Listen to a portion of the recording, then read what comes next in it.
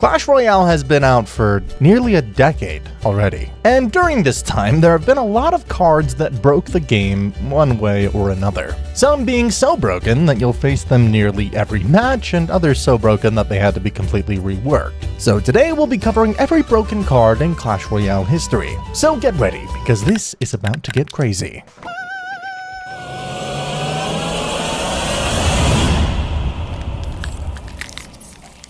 When the Night Witch was first released in May of 2017, she wasn't just strong. She was game-breaking. Originally introduced as a legendary card costing 4 elixir, her unique ability to spawn bats instead of attacking with a ranged weapon seemed balanced on paper, but in reality, the sheer value she provided was unmatched. Before her first nerf, the Night Witch spawned 4 bats on death, compared to the current 1. And she generated 2 bats every 5 seconds while alive. This meant that just in 10 seconds, she would create 4 extra units, all while dealing decent melee damage herself. During this time, bats were stronger in general as well. Combined with her relatively high health and good damage, this led to one of the most oppressive metas Clash Royale had ever seen.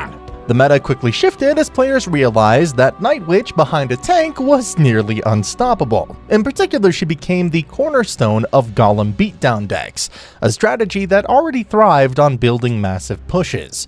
When placed behind a Golem, the Night Witch would continuously generate bats, making it nearly impossible for opponents to effectively counter both the Golem itself and the airborne swarm behind it. Traditional Golem counters like Inferno Tower and P.E.K.K.A. struggled against this synergy. Inferno Tower was especially ineffective as the bats overwhelmed it before it could lock onto the Golem properly. Another major issue was how well the Night Witch synergized with Clone and Rage spells. I mean, when Clone is used for something other than just trolling, you know the card's broken. Because her death spawned 4 bats, a clone version of her could essentially double this effect, leading to situations where a single clone spell could flood the arena with 4 additional bats instantly, and oftentimes the cloned Night Witch would get to spawn an extra 2 bats as well. This made her a nightmare to counter, as even if a player managed to clear the original push, they'd still have to deal with a second wave of bats from her death effect.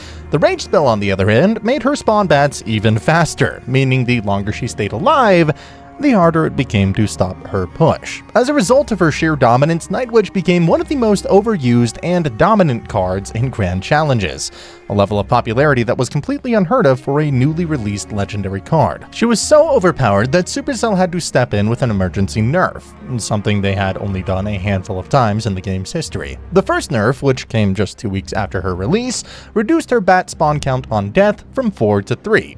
And lowered her melee damage by 9%. But even after this, she was still one of the strongest cards in the game. A second nerf soon followed, further reducing her spawn rate and health. Despite the nerfs, Night Witch remained a staple in Golem decks for years, proving just how insanely strong her original version was. Her initial release marked one of the most oppressive metas in Clash Royale history, and to this day, she stands as one of the most infamous balance mistakes Supercell has ever made. When Poison was first introduced in Clash Royale, it was much more than just a fireball alternative. In 2016, this 4 elixir spell lasted for 10 seconds instead of 8, and had an extra effect that made it one of the most oppressive spells in the game. It didn't just slow down movement speed, but also attack speed.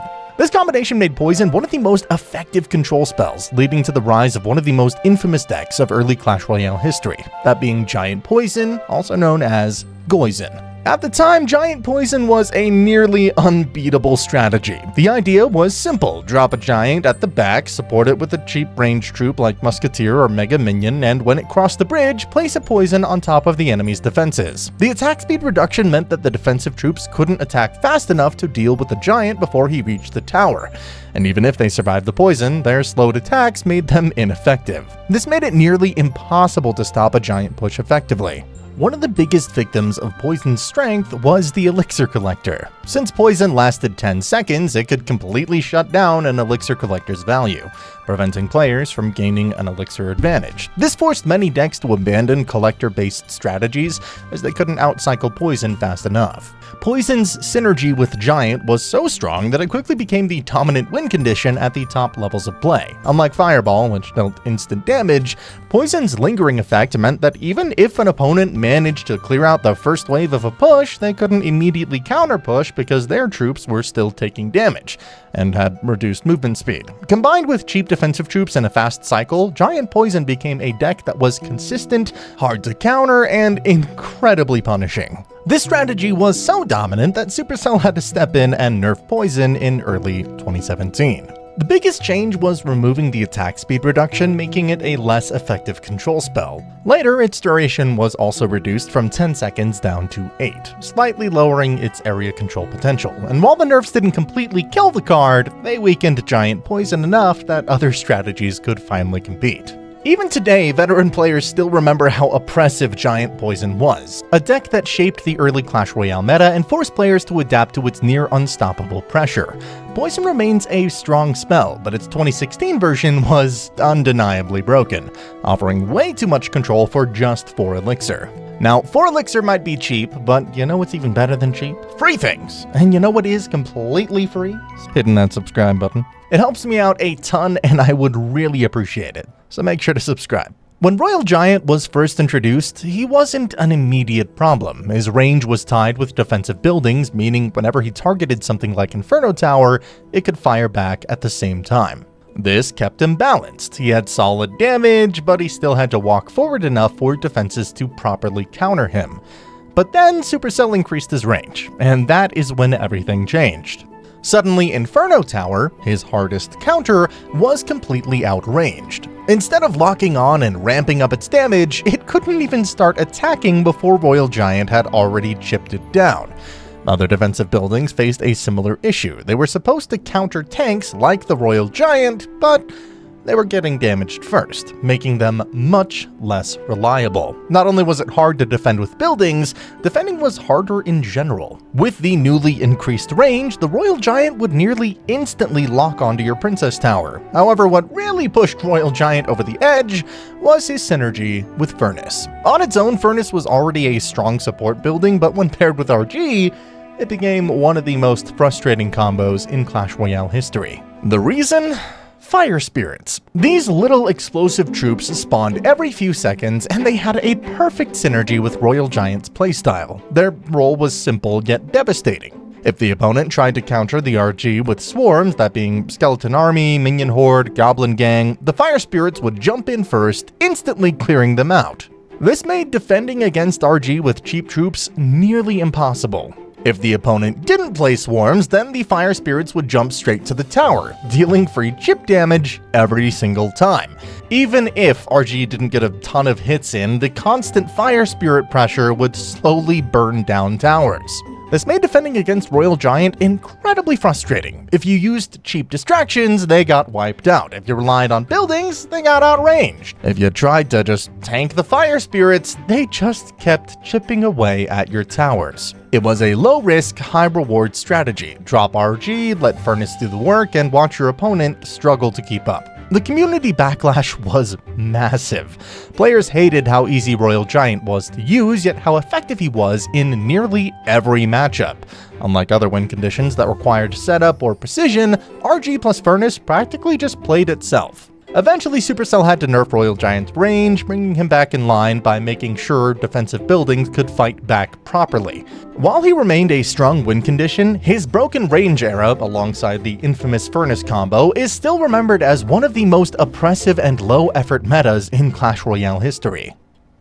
One of the Royal Ghost's standout features in its most broken state was its fast movement speed. When deployed, the Royal Ghost would rush across the battlefield at Mach 20, often outpacing defending troops before they could even react. This speed made it hard for opponents to keep up with its positioning, giving it a huge advantage in reaching the enemy tower or avoiding defensive troops.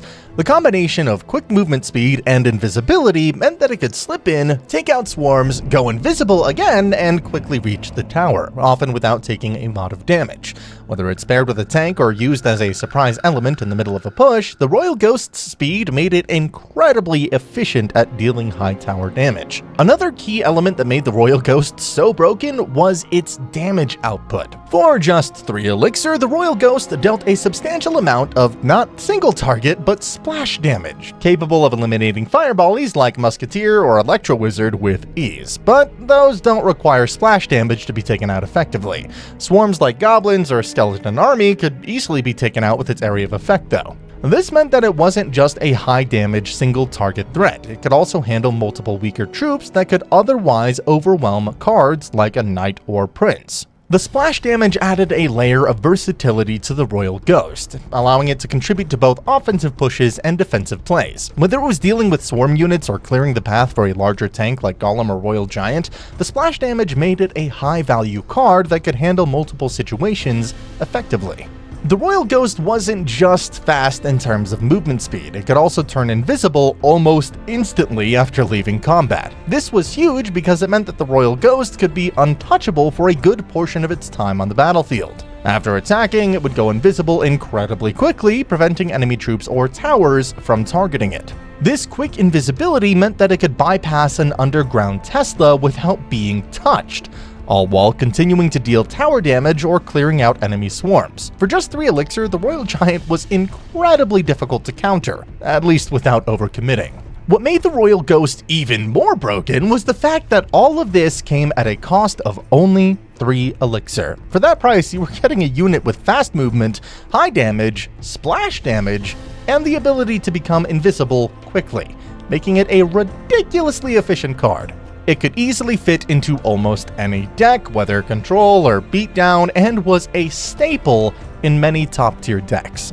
Because of its low cost, the Royal Ghost was able to apply consistent pressure. Players could cycle it quickly and often, constantly forcing the opponent to spend resources trying to deal with it. In many cases, the Royal Ghost was a game-changing card that could sneak through defenses, chip away at towers, and still survive due to its ability to avoid damage with its quick invisibility. The Mega Minion quickly earned its place as one of the most dominant cards in Clash Royale, and that's for good reason. Released in 2016, it offered an incredibly efficient package for just 3 Elixir. High damage, decent health, and the ability to fly, making it hard to deal with. Its performance was so impressive that players even started calling it the Flying Mini P.E.K.K.A. due to its absurd damage and health for its low cost. At its peak, the Mega Minion could shred through high-health units like the Golem and P.E.K.K.A. with ease, all while dealing substantial damage per second, or, DPS. For just 3 Elixir, it provided incredible value, often outclassing other air and ground units. The high damage output was what made it really stand out, allowing it to take down enemy tanks or high-health troops quickly. And with a flying nature, it could avoid most ground troops and even the very common log, making it incredibly hard to counter effectively. Its high health was strong enough to survive a lot of spells that would normally clear out other low-cost troops, making it resilient against the usual removal options like arrows, zap, and even fireball. That durability, combined with its fast attack speed, meant it could clear out swarms and still deal major damage to enemy towers. It wasn't just a defensive unit either. Players could place it strategically in a counter push, where it would deal significant damage to tanks, swarms, and even some enemy buildings. Part of its brokenness came from its low cost, and how well it fit into almost any deck. Whether it was paired with a tank like the Royal Giant or used in control decks to deal with air threats,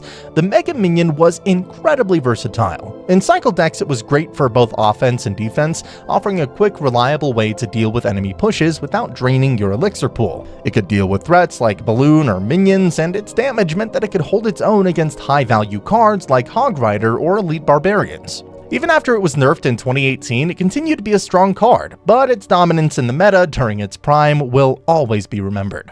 And when the Phoenix was introduced, it immediately gave players a flashback to the Mega Minion's dominance in the meta. Both are flying units, costing 3 Elixir, and share a similar role on the battlefield: high damage output, decent health, and the ability to deal with both ground and air units effectively. In many ways, the Phoenix acted as a spiritual successor to the Mega Minion, and though it introduced an entirely new mechanic that made it even more broken in its own right. At first glance, the Phoenix might seem like just another flying damage dealer, but it quickly became clear that it was far more than that. While the Mega Minion had been known for its high DPS and ability to tank spells, the Phoenix added a whole new level of complexity with its resurrection.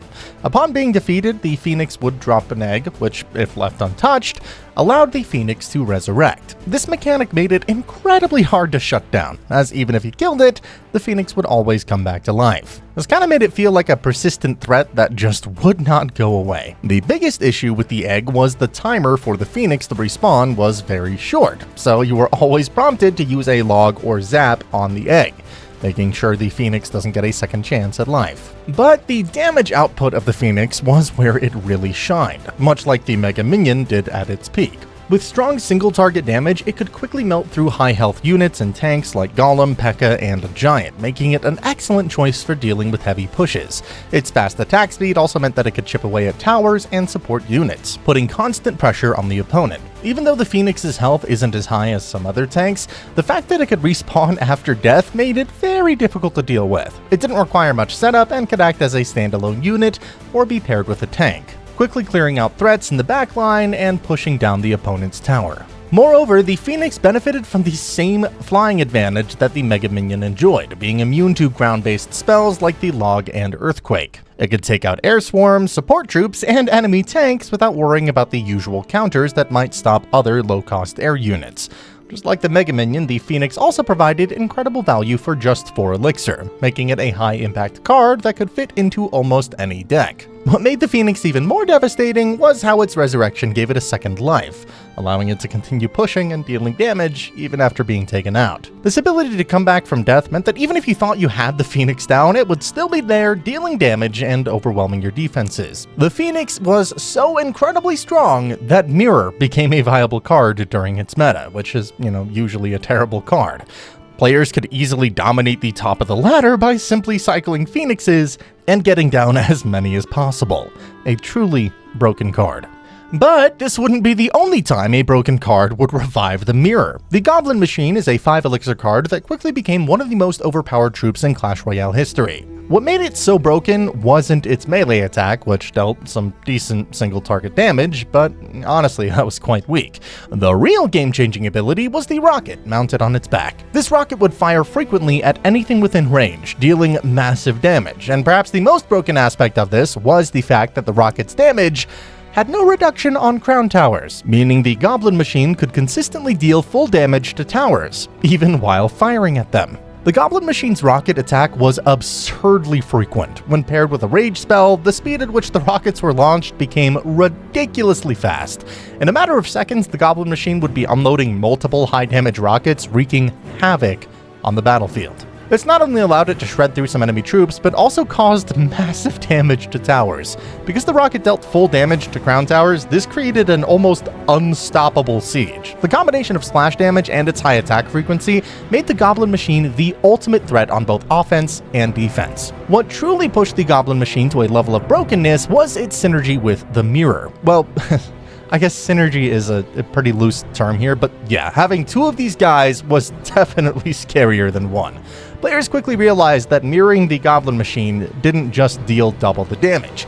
It created an unrelenting storm of rockets. 2 Goblin Machines firing off rockets felt like a constant barrage, which, well, it kinda was. And when you plopped a rage spell down, the situation got even worse. The rage would increase both Goblin Machine's rocket frequency, making them even more difficult for opponents to stop. The Goblin Machine could wipe out swarms, clear enemy tanks, and still have enough firepower to cause some significant damage to the enemy tower. All of this for just 5 Elixir, a cost that seemed almost too low for the level of destruction it could bring.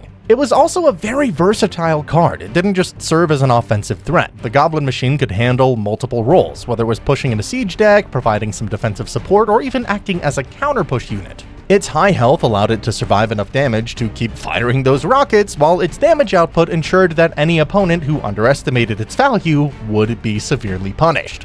In terms of counters, there really weren't many solid answers to the Goblin Machine. Cards like Inferno Tower could deal with its high health, but the rocket still dealt full damage to the tower if he was in range, meaning it could still hit hard even if it wasn't attacking the tower directly. And against a mirrored Goblin Machine, even the best defensive setups would often crumble under the weight of the constant bombardment. All in all, the Goblin Machine was just one of those cards that broke the traditional balance of the game. It wasn't just a strong card. It was a game-defining card that fundamentally changed how players built their decks. Its ability to deal some massive damage with no reduction to crown towers, paired with its rocket attack and the potential for even more devastation with Mirror and Rage, made it an unstoppable force.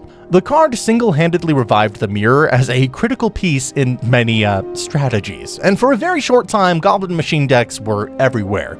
The sheer pressure it could apply on both defense and offense made it an essential part of the meta, and its overwhelming pressure in the game left a lasting impact on deck-building strategies. In the end, the Goblin Machine was so broken that it had to be emergency nerfed to bring it back in line with the other cards, but during its peak, it wasn't just a broken card like some other cards on this list.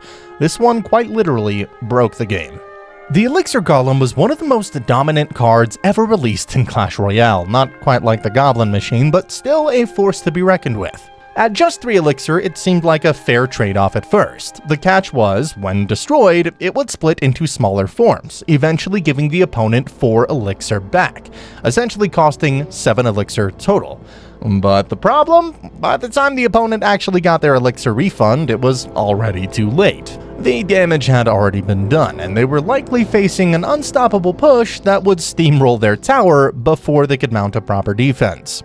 On release, the Elixir Golem was already borderline broken, as it had high damage for its cost and could absorb a ton of damage while support troops shredded through enemy defenses behind it. However, things truly spiraled out of control when Battle Healer was introduced only a month later. This was the moment when Elixir Golem became a nightmare to deal with. The Battle Healer's continuous healing aura made it nearly impossible to kill an Elixir Golem push before it completely overran the opponent. Every time the Battle Healer attacked, she would heal everything around her, keeping the Elixir Golem, support troops, and even herself alive. Suddenly, taking down an Elixir Golem wasn't just difficult, it was practically impossible. This synergy led to the rise of the infamous Elixir Golem, Battle Healer, Night Witch, Electro Dragon Rage decks, which terrorized the game. The strategy was simple: drop an Elixir Golem, place a Battle Healer behind it, then stack Night Witch, Electro Dragon, and Rage to completely overwhelm the opponent. The Night Witch's bats would keep spawning, the Electro Dragon would stun anything in the way, and the Rage made everything attack even faster, including the healer.